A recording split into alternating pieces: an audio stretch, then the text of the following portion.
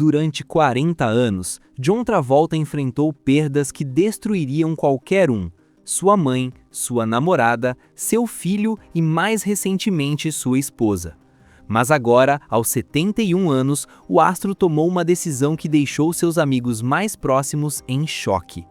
Após a partida de Kelly Preston em 2020 e de seu filho Jet anos antes, algo mudou profundamente dentro dele. Em 2025, Travolta começou a se despedir de uma forma que preocupa a todos. Ele está se desfazendo de pertences pessoais valiosos e chegou a gravar o que chama de sua mensagem final aos fãs. A família está assustada. Os boatos sobre sua saúde este ano não foram por acaso. Há algo que ele não está contando, e o que John descobriu sobre o próprio futuro promete partir corações. John surgiu no mundo em 18 de fevereiro de 1954, em Nova Jersey. Sendo o caçula de 6 filhos, ele viu o pai, Salvatore, lutar para sustentar a casa com uma pequena oficina, enquanto sua mãe, Helen, mantinha a família unida através das artes e do teatro. Mesmo aos 12 anos, John sentia o chamado do palco. Ao participar de uma peça escolar, o brilho nos olhos e a reação da plateia foram o estalo que ele precisava. A família não era rica, mas a casa transbordava música e histórias.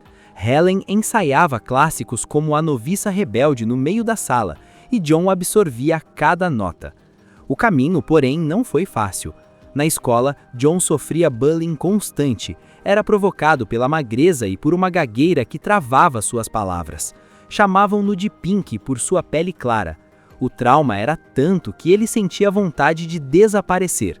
Sua persistência valeu a pena. Ele conseguiu papéis em turnês nacionais e finalmente chegou a Broadway em 1974. A visibilidade o levou a Hollywood, onde começou fazendo comerciais para marcas como Dr. Pepper.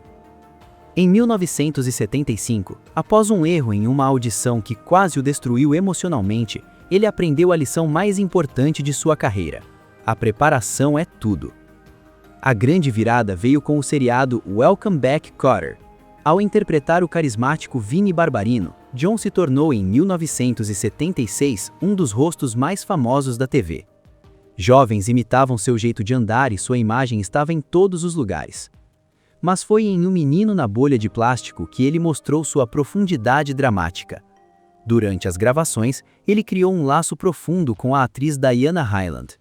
Quando ela faleceu de câncer pouco tempo depois, a perda marcou John para sempre, moldando sua alma e sua forma de atuar. Agora, com o peso de uma vida marcada por glórias e tragédias, John caminha para os testes de Os Embalos de Sábado à Noite. Ele não sabia, mas estava prestes a carregar uma pressão maior do que qualquer jovem ator poderia suportar, mudando a história do cinema para sempre. Sabe aquele tipo de presença que rouba todo o oxigênio do ambiente? John tinha exatamente isso.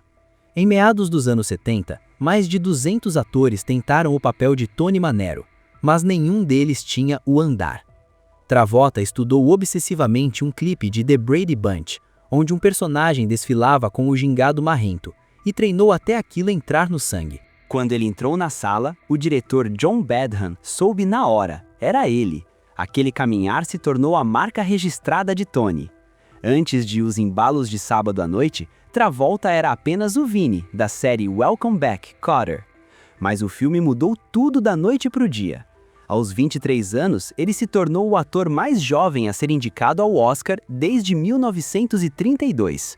O sucesso foi tanto que ele assinou um contrato de $1 milhão para 3 filmes, um valor astronômico para um novato em 1976.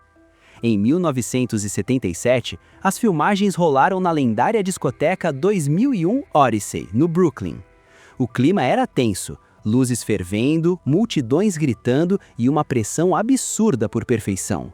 Na sequência de Stayin' Alive, o diretor exigiu mais de 100 takes. Travolta girou e deslizou tanto que seus joelhos chegaram a sangrar no chão de concreto. Sabe aquele terno branco icônico? Foi comprado pronto em uma loja comum. A figurinista Patricia von Brandenstein queria realismo, já que Tony era um balconista de loja de tintas que não teria grana para um alfaiate. E deu certo. O terno virou história, impulsionado por uma trilha sonora que explodiu no mundo todo. O álbum dos Bee Gees vendeu 40 milhões de cópias no mundo, sendo 16 milhões só nos Estados Unidos, ocupando o posto de segunda trilha mais vendida da história, atrás apenas de O Guarda-Costas. Foram 24 semanas no topo da Billboard. Mesmo com o mundo aos seus pés, Travolta vivia sob tensão. No set, ele presenciou uma briga real em uma discoteca no Brooklyn, e essa energia pesada ajudou a moldar as cenas mais sombrias do roteiro. Com medo de ficar marcado apenas como o garoto da discoteca, ele começou a recusar papéis gigantescos, como uma ponta em Animal House, para proteger sua imagem dramática. Ele investiu o que ganhou em seu primeiro álbum solo, que chegou à posição 14 da Billboard 200.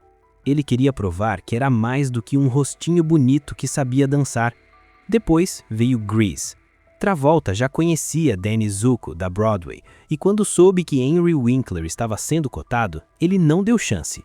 Cantou Greased Lightning ao vivo no set e garantiu o papel. O filme foi uma tempestade nas bilheterias. Com um orçamento minúsculo de 6 milhões de dólares, faturou 132 milhões nos Estados Unidos e mais de 395 milhões pelo mundo.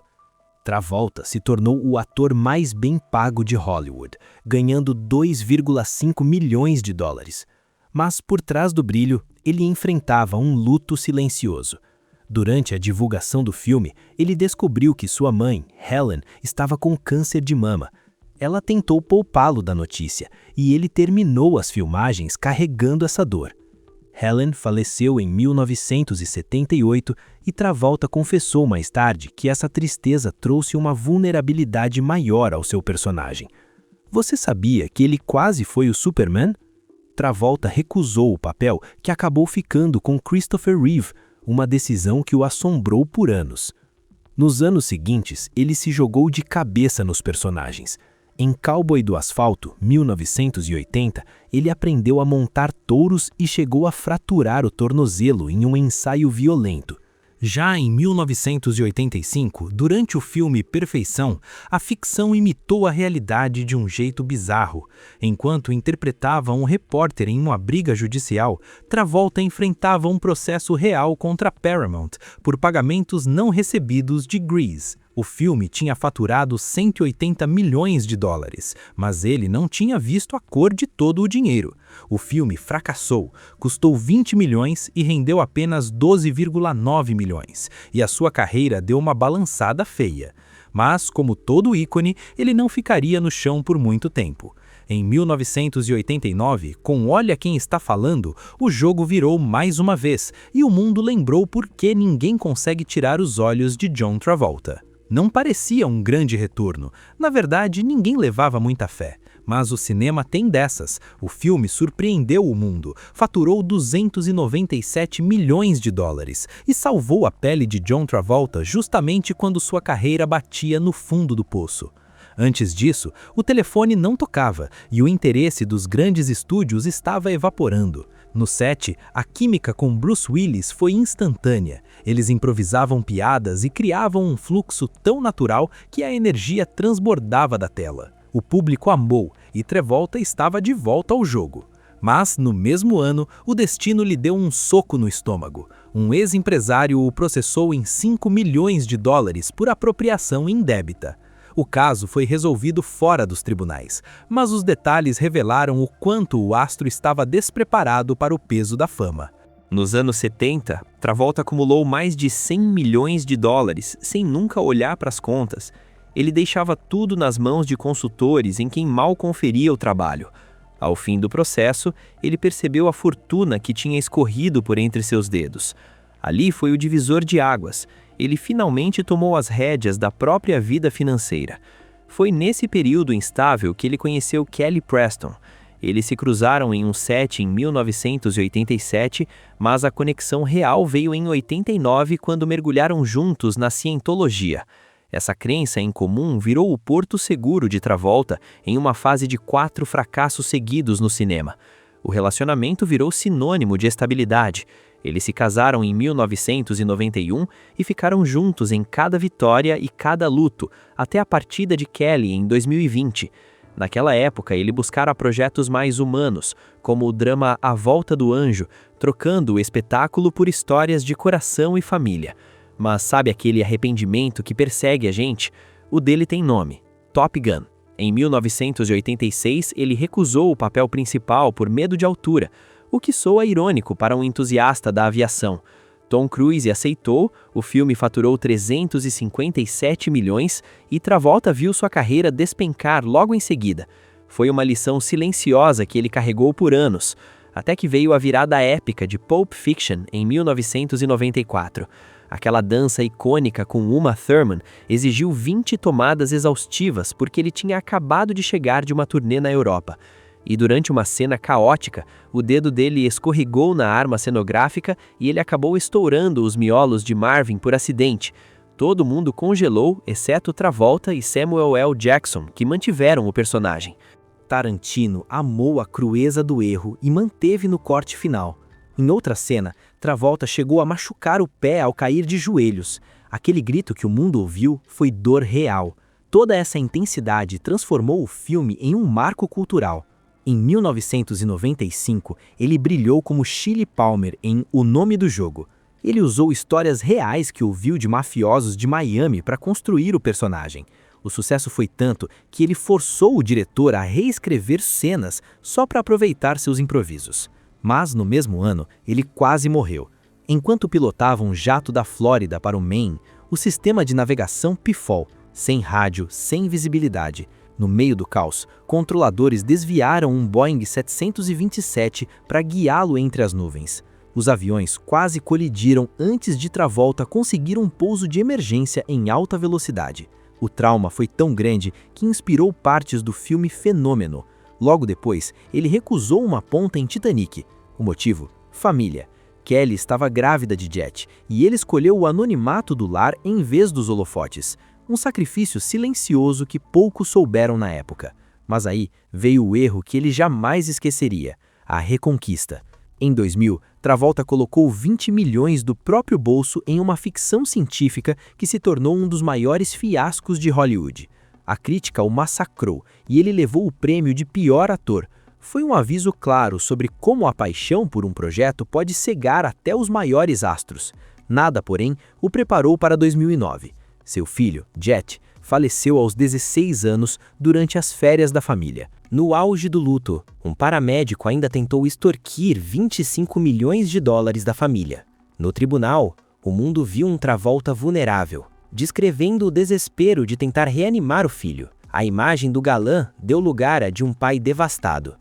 Aos poucos, ele encontrou a luz. Em 2010, Benjamin nasceu, trazendo cura para casa.